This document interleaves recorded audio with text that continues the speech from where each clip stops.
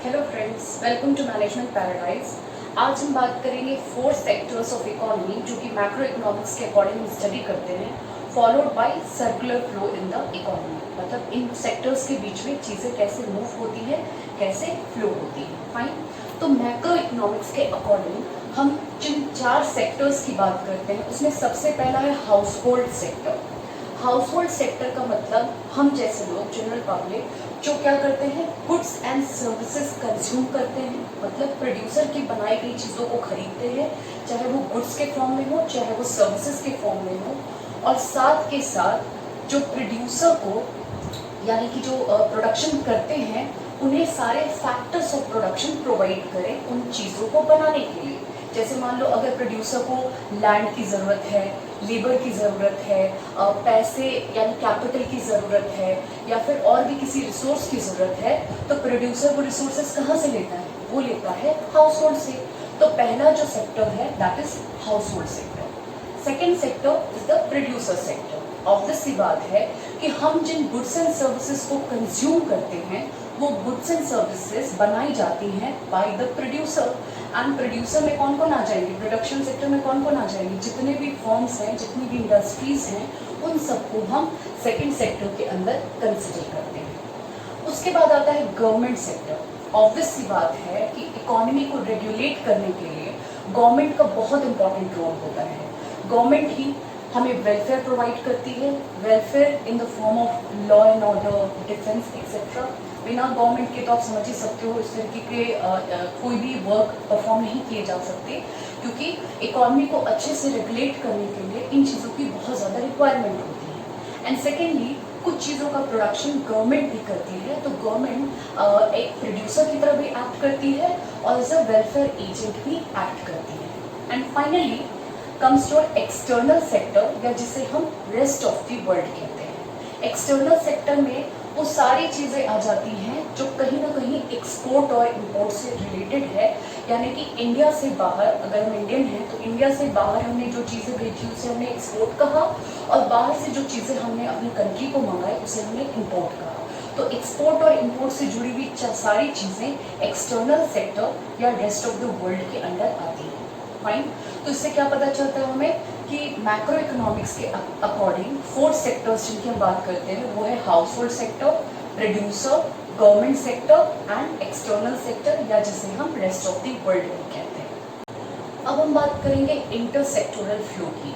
Inter का मतलब होता है बिटवीन।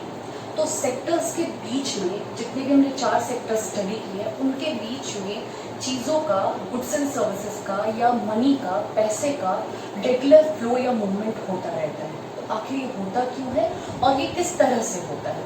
तो ऑब्वियस सी बात है, जितने भी हमने सेक्टर्स की बात करी वो सभी क्या है, आपस में इंटरडिपेंडेंट है, मतलब एक दूसरे पे निर्भर करते हैं, जिसकी वजह से इनके बीच में एक फ्लो क्रिएट होता है जो कि 2 टाइप में डिवाइड किया जा सकता है, या तो रियल फ्लो या money flow, monetary flow. Fine. तो पहले तो इंटरसेक्टोरल इंटरडिपेंडेंस समझ लेते हैं। जैसे मैंने आपको थोड़ी देर पहले बताया था कि जो हाउस होल्ड सेक्टर्स होते हैं वो गुड्स एंड सर्विसेज के लिए किस पे डिपेंड करते हैं? प्रोड्यूसर पे। फाइन। एंड सेकेंडली वो लॉ एंड ऑर्डर, डिफेंस, ऐसी सारी चीज़ों के लिए गवर्नमेंट पे डिपेंड करते हैं। देयर आफ्टर कुछ चीज़ें ऐसी हैं जो इंडिया में मैन्युफैक्चर नहीं होती, जो बाहर से आती हैं, उनके लिए वो किस पे डिपेंड करते हैं? रेस्ट ऑफ द वर्ल्ड या एक्सटर्नल सेक्टर पे। वहीं प्रोड्यूसर को अगर गुड्स एंड सर्विसेज बनानी है तो उसके लिए वो जो फैक्टर्स चाहिए उसके लिए वो हाउस होल्ड पे डिपेंड करते हैं। Similarly government law and order, defence, इन सारी चीज़ों को प्रोवाइड करने के लिए जो टैक्स कलेक्ट करता है वो सारा का सारा टैक्स उनको कहाँ से मिलता है? या तो वो हाउस होल्ड से मिलता है, या प्रोड्यूसर से, या जो बाहर से चीज़ें एक्सपोर्ट इंपोर्ट होती है उससे मिलती है। तो इसी तरह आप देखते हो कि सभी सेक्टर एक दूसरे पर निर्भर करते हैं, जिसकी वजह से उनके बीच में एक इंटरसेक्टोरल फ्लो क्रिएट होता है। अब इस फ्लो को हम 2 पार्ट में स्प्लिट कर सकते हैं, या तो रियल फ्लो या मॉनिटरी फ्लो। जैसा कि नाम से क्लियर हो रहा है, मॉनिटरी फ्लो में चीज़ें जो हैं वो मनी के फॉर्म में आती हैं, मतलब flow of money among different sectors. जबकि रियल फ्लो में रियल चीज़ यानी गुड्स एंड सर्विसेज का मूवमेंट होता है बिटवीन वेरियस सेक्टर, अलग अलग जो सेक्टर है उनके बीच में।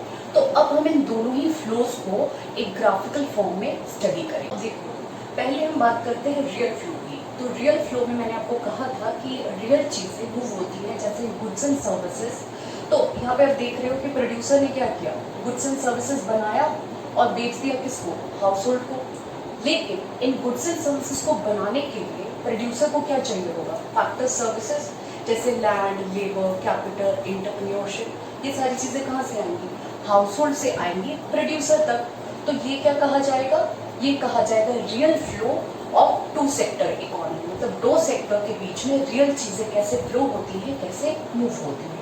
फाइन। तो सिंस हमारे 12th क्लास के सिलेबस में इतना ही है तो मैं आपको यहीं तक बताऊंगी, लेकिन मैं आगे एक अलग सेपरेट वीडियो बनाऊंगी जहाँ पे 3 सेक्टर और 4 सेक्टर के बीच के फ्लो को भी आप स्टडी कर सकते हो, जो कि आपको आगे ग्रेजुएशन वगैरह में यूज में आएगा। फाइन।